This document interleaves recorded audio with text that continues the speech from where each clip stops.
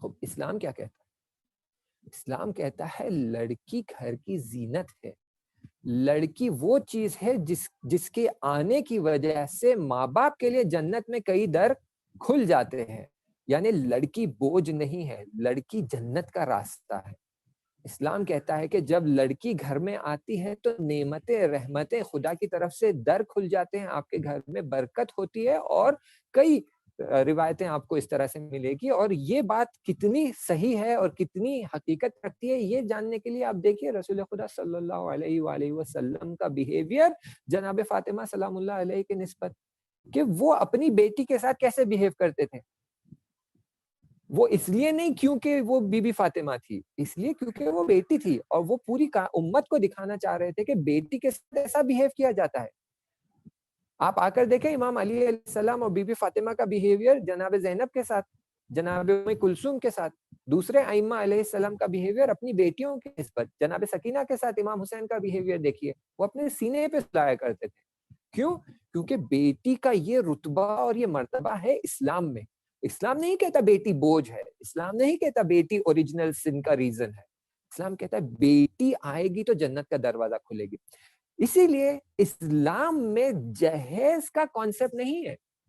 اگر ہے بھی تو منیمم لیول پر، کہ ہم آپ کو کچھ کپڑے دیں گے، کچھ ضروریات کی بہت چھوٹی موٹی چیزیں دیں گے، تاکہ آپ جب وہاں جائیں گے تو آپ کے لیے مصیبت نہ ہو کہ کپڑے نہیں ہیں، اور ان کے لیے سٹارٹنگ میں کچھ مہینوں کے لیے، کچھ ایک سال تک کے لیے ان کے اوپر یہ نہ ہو کہ اب لڑکی آتے ہی اس کے کپڑے سلانا ہے، یہ کرنا ہے، وہ کرنا ہے نا. تو آپ دیکھیں بی بی فاطمہ کی شادی میں منیمم چیزیں وہ لے کر آتی ہے امام علی کے گھر. نہ وہاں پر رنگ سرمنی ہے، نہ وہاں پر گھوڑا جوڑا ہے، نہ وہاں پر 9 لاکھ کا سیٹ ہے، نہ وہاں پر 50 تولے سونا ہے، نہ وہاں پر کار کی بات ہے، نہ وہاں پر گاڑی کی بات ہے، کچھ نہیں. بلکہ امام علی سے کہتے ہیں رسول خدا کہ آپ جاؤ اپنا زیرہ بیچو، اپنے یہ جو ویپنز ہے یہ بیچو اور اس سے پیسہ جمع کرو تاکہ آپ مہر دے سکے.